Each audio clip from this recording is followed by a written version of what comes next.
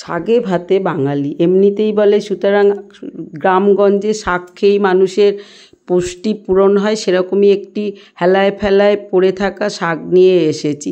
সেই শাকের রেসিপিতে যদি আপনার সব পুষ্টি পূরণ হয়ে যায় তাহলে মাঝে মাঝে না করে খাওয়ার কিছুই নেই। চলুন, কি শাক এখনও নিশ্চয়ই বুঝতে পারেননি, এটি সজনে শাক। এই শাকের রেসিপিটা এরমভাবে বানালে গরম ভাতের সঙ্গে দারুণ লাগে। চলুন রেসিপিটা দেখেই ফেলি। এটি কিন্তু দারুণ টেস্টি। গাছে থেকে আমি সজনে শাক পেড়ে নিয়েছি, শাকগুলো একদিন রেখে দিয়েছিলাম, তাহলে একটু পাতাগুলো সহজেই ঝরে যায় আর ছাড়াতে অসুবিধা হয় না। মোটামুটি এইরকম কচি কচি শাক হলে তো কথা নেই, আর হাই প্রোটিন শাক একটুখানি খেলেই আপনার পুষ্টি পূরণ হয়ে যাবে। এবার অবশ্য একটা কথাই বলে রাখি, যাদের একটু কিডনির সমস্যা আছে তারা কিন্তু ডাক্তারের পরামর্শ নিয়েই শাকটা খাবেন।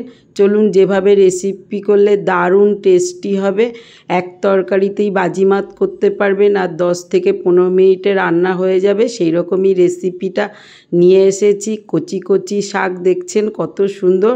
এবার রেসিপিটা করেই ফেলি। প্রথমে এই শাকগুলো তো ছাড়িয়ে নিলাম, ডাঁটাগুলো ফেলে দেব, কচি অংশগুলো নিয়ে নিয়েছি। কড়াইয়ের মধ্যে জল গরম করে শাকগুলো একটু দিয়ে দিয়েছি, কারণ এই শাকের মধ্যে ছোট ছোট মাকড়সা ফাঁদ প্রচুর থাকে, আর বর্ষাকালে খেলে একটুখানি সাবধানেই খাওয়া ভালো।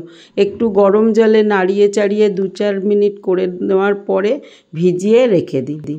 কিছুক্ষণ পরে দেখবেন শাকটা পুরো নরম হয়ে গেছে, আর গরম জলে থাকার জন্য দেখুন গরম জলটা ঝরিয়ে এবার আমি তুলে নেব। এতে কিন্তু শাকটা দেখুন পুরো জার্মলেস হয়ে গেল, ধুলোবালিওটাও বেরিয়ে গেল। অবশ্য আগে একটু ধুয়ে নিলেও হলো। এইবার প্রেশার কুকারের মধ্যে শাকটা যোগ করে দিয়েছি আর 2 কাঁচা লঙ্কা। আপনারা ইচ্ছা করলে কড়াতেই ভাপিয়ে সেদ্ধ করে নিতে পারেন, আমি একটু বেশি সিদ্ধ করে রান্নাটা করতে চাই। একটা সিটি দিয়ে নিয়েছি, রেডি শাকটা। দেখুন খুব অল্প জল আছে। এখন মিক্সির মধ্যে দিয়ে দিয়েছি 2 কাঁচা লঙ্কা দিয়েছি, দিয়ে একটু 1 মুঠো ধনেপাতা দিয়েছি, এটা অবশ্যই যোগ করবেন। বেটে নিচ্ছি। অন্যদিকে কড়াইয়ের মধ্যে সর্ষের তেল দিয়ে কালো জিরে দিয়ে 2-3টে শুকনো লঙ্কা আর 3-4টে রসুন কুচিয়ে যোগ করে দিয়েছি। এইবার একটু ভাজা ভাজা হলেই একটা বড় পেঁয়াজ মিহি করে কুচানো যোগ করে দিয়েছি, নাড়িয়ে চাড়িয়ে একটুখানি ভাজা ভাজা করে নেব। দেখুন ততক্ষণে শাক বাটাটা রেডি। সজনে শাকের যেরকম টেস্ট সেরকম পুষ্টিগুণ, সুতরাং আর আনাচে কানাচে বাড়ির চারপাশেই পাওয়া যায়, এখন বাজারেও কিনতে পাওয়া যায়। সুতরাং এনে একটু এরমভাবে রান্নাটা করে নিলেই হলো।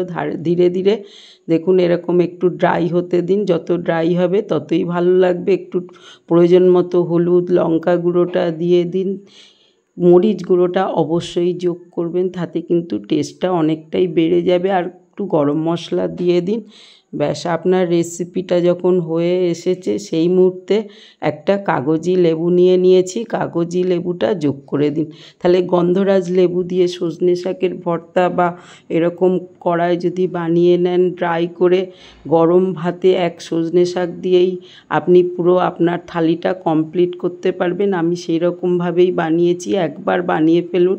কেমন হয়েছে জানান, ভালো হলে সঙ্গে থাকুন। আর হাই প্রোটিন রেসিপি যারা খেতে চান তারা এই বাজারের সবজি বা পাড়া থেকে নিজের গাছ থেকে পেড়ে নিয়েও চটজলদি বানিয়ে নিতে পারেন। টেস্টও অসাধারণ আর মুখে লেগে থাকবে। তাহলে আর কেন নয় বন্ধুরা, মাঝে মাঝে বা সপ্তাহে 1-8 দিন এই রেসিপিটা খান। নিজের জীবনকে সুস্থ আর ভালো থাকার অঙ্গীকার নিয়ে চলুন আমরা সবাই একসঙ্গে চলি, সহযোগিতা একান্ত কাম্য।